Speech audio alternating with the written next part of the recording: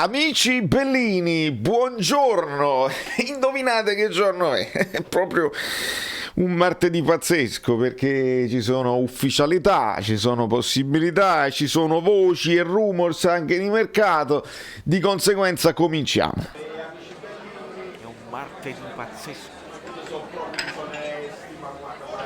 Rumori incredibili, rumori. Amici bellini, allora, prima di tutto, first things first, benvenuto Nicola Lardieri, benvenuti a tutti i nuovissimi iscritti, siete in tanti, vi siete goduti il doppio video ieri, stamattina ho volutamente aspettato prima di fare uscire un altro video, perché che facevo? Parlavo dei rumors di mercato, oppure aspettavo e ho dovuto aspettare questa squalifica di Osimhen che in questo momento è ufficiale, quindi si parla di 2 giornate e dobbiamo vedere anche il referto, perché molto spesso è il referto quello che poi determina, dal regolamento se ne sentono di tutte in giro per il web, no? Dal regolamento sono per forza 2 giornate, non è vero, dipende dall'entità, da quello che si scrive sul referto, a volte è una giornata, vediamo i precedenti e vediamo i precedenti poi dopo quando si fa ricorso eccetera eccetera. Ogni situazione ha avuto degli esiti diversi nel corso della storia, insomma, quindi non era detto. Nel referto si è parlato di schiaffo,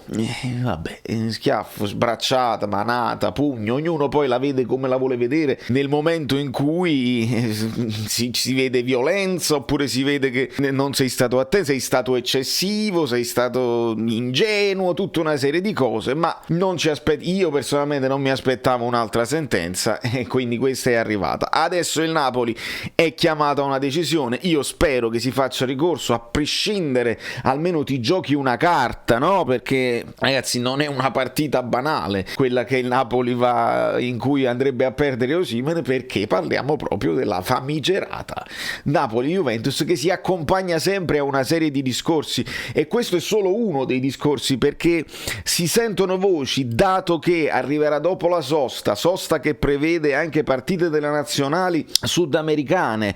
Il Napoli ovviamente perderebbe Lozano per un pochino, ma a quanto pare dovranno fare 3 partite e non 2. Queste erano le ultime discorsi, insomma, per quanto riguarda la sosta nazionali, e sentiamo addirittura che la Juve stia pensando di proporre un rinvio della partita per poter recuperare i loro nazionali sudamericani. Faccio l'esempio di uno dei giocatori più pericolosi della Juve, Quadrado. Quadrado sappiamo che è stato decisivo anche nella prima giornata per la Juventus, quindi questa partita non c'è niente da fare. ASL chiamate l'ASL subito nei commenti, qualcuno scriverà. Voi amici belli, perché aspettatevi questi commenti e rispondete voi stessi, perché non abbiamo tempo a perdere voi, onestamente.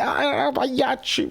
Va bene tutto. Ovviamente quando vai a cercare su Google squalifica Osimhen, i precedenti, si trovano sui vari siti un paio di cose. Ce n'è uno su Morata, che ricordo fu squalificato per 2 giornate, ma fu per proteste, fu per frase irrispettosa nei confronti dell'arbitro, e fu squalificato per 2 giornate, e poi ci fu il ricorso e fu accolto, e quindi fu dimezzata la squalifica di Morata. Ma sono 2 cose completamente diverse, e purtroppo non parliamo di un fallo di gioco che invece si parla per una questione un po' più lontana nel tempo, un fallo di Zaza che leggo perché la mia memoria sinceramente leggevo, un fallo da dietro che portò all'espulsione diretta. Anche lì furono date 2 giornate e lì fu poi dimezzata la squalifica anche in quel caso, e in quel caso poi fu proprio una partita in cui poi Zaza poté giocare contro il Napoli, vista il dimezzamento della squalifica, i corsi e i ricorsi storici. È un classico assoluto. Quindi voi fatemi sapere nei commenti che cosa ne pensate. Avete speranze che noi dimezziamo questa squalifica e quindi riusciamo a utilizzare Osimhen contro la Juventus? Perché già sappiamo che probabilmente lo dobbiamo perdere per la Coppa d'Africa, per la partita di ritorno. giorno, quindi proprio non ce ne va bene uno. Quando uno si parla del mazzo, no? Va benissimo giocare anche senza di lui con le squadre più piccole e magari uno se la cava, ti va tutto bene, te la cavi, però perdere la tua punta di diamante contro le squadre più grandi è un handicap importante, e noi sappiamo, l'abbiamo visto l'anno scorso, cosa significa giocare senza di lui, cosa significa giocare senza di lui quando non hai anche Mertens. Si ripropone questa cosa qua, e allora, sperando, insomma, si fanno già ipotesi, qualcuno parlava ovviamente di Lozano prima punta, addirittura di confermare Insigne falso 9, magari mettere Lozano sulla fascia, perché potrebbe creare più scompiglio sulla fascia, e prima punta è un po' più complicato per Lozano, però che lì comunque, se stai giocando 4-3-3, devi comunque venire un pochino incontro e giocare con i tuoi compagni, quindi questo è il dubbio tattico che mi viene al riguardo. Si possono fare varie scelte, lo stesso Petagna da primo minuto, insomma, fortunatamente ci sta.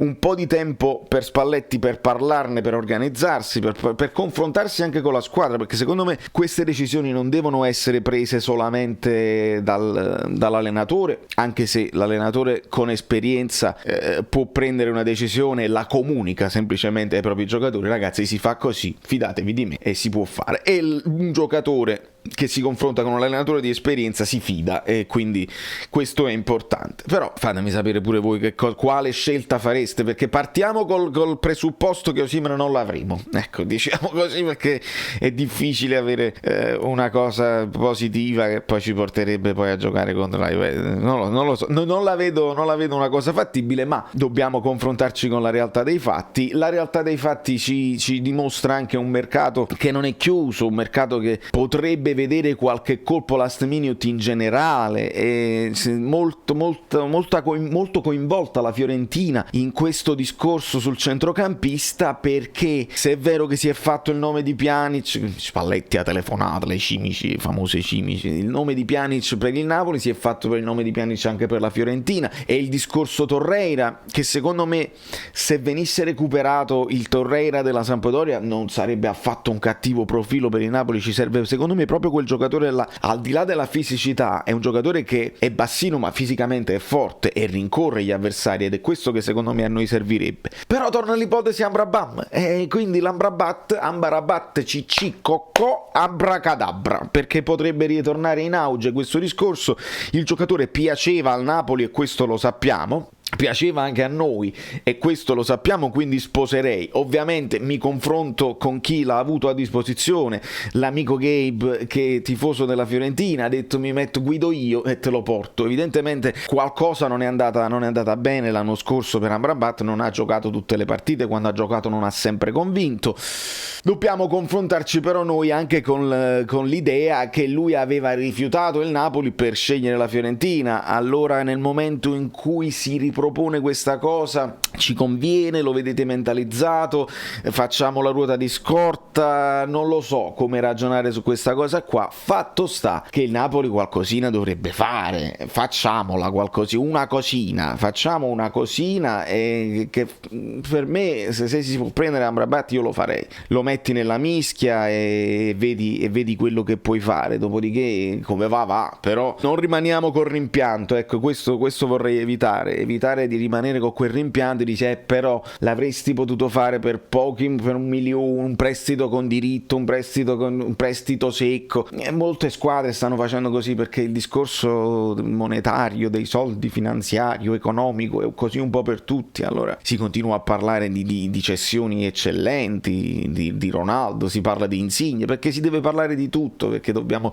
infiammare questi ultimi giorni di mercato. Ma non lo so, io so cosa augurarmi, mi auguro che il Napoli qualcosa faccia, sia nell'ambito del ricorso sia nelle ultime giornate di mercato. Non so se però lo faremo, perché l'immobilismo è quello che ha dettato tutta l'estate del Napoli, e mi sembra questa l'intenzione, la famosa intenzione del fallo. Basta l'intenzione del fallo, anche se lui faceva così in faccia, doveva essere espulso lo stesso, perché basta l'intenzione del fallo. Che cosa ne pensate voi? Faremo ricorso? Accetteranno il ricorso, dobbiamo giocare contro la Juve senza attaccanti, il Milan ha vinto, la Serie A ci consegna una prima giornata dove le prime, facciamo finire qua il campionato, siamo quarti, funziona benissimo, l'Inter alla grande e si è comportata bene e il Napoli per una questione di differenza reti in questo momento è quarto, me la prendo questa cosa qua, però il Milan vince di misura, comunque vince, mi pare che il portiere l'abbiano indovinato e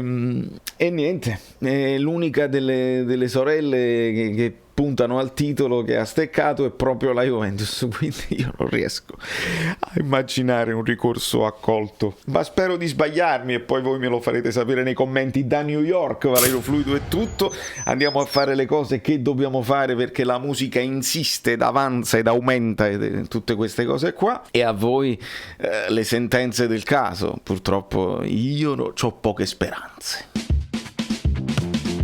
Quindi dobbiamo arrivare ai 10.000 arriviamoci, si deve cliccare sopra la cosa così, poi cliccate sulla campanella, poi vi iscrivete al canale Telegram, poi dovete praticamente fare basta, sei cringe, quante cose, tutte le cose bellissime. Io caffè. mi ricordo come mi chiamo,